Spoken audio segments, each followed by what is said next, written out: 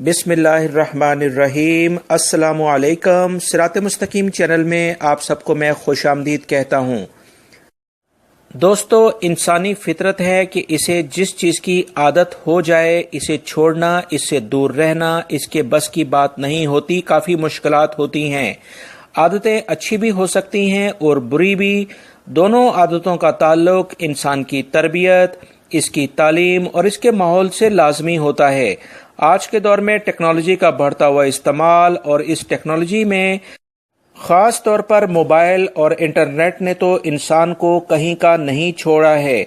ہر عمر کا فرد، چاہے بوڑھا ہو یا جوان، مرد ہو یا عورت، اس کی زندگی میں موبائل اور سوشل میڈیا کا اتنا عمل دخل ہو چکا ہے کہ فیملی سسٹم نہ ہونے کے برابر رہ گیا ہے۔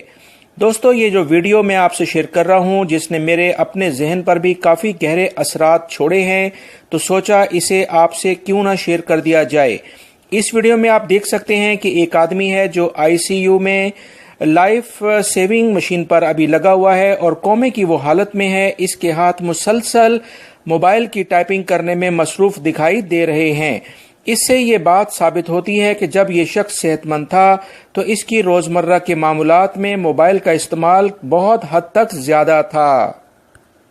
جو شخص بھی اس دنیا میں آیا ہے اسے لازمی موت کا مزہ چکھنا ہے۔ موت کب آئے گی اور کیسے آئے گی یہ اللہ رب العزت ہی بہتر جانتے ہیں۔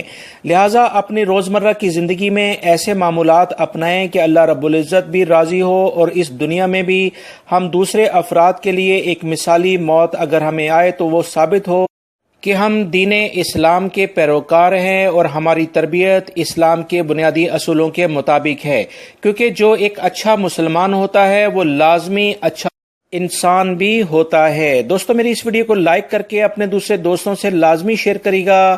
میرے چینل کو تازہ ترین خبریں جاننے کے لیے سبسکرائیب کر کے بیل میں آل کا بٹن جو ہے وہ پریس لازمی کر لے گا، تاکہ تمام کی تمام ویڈیوز میری فوری طور پر آپ کو مل سکیں گی۔ السلام علیکم۔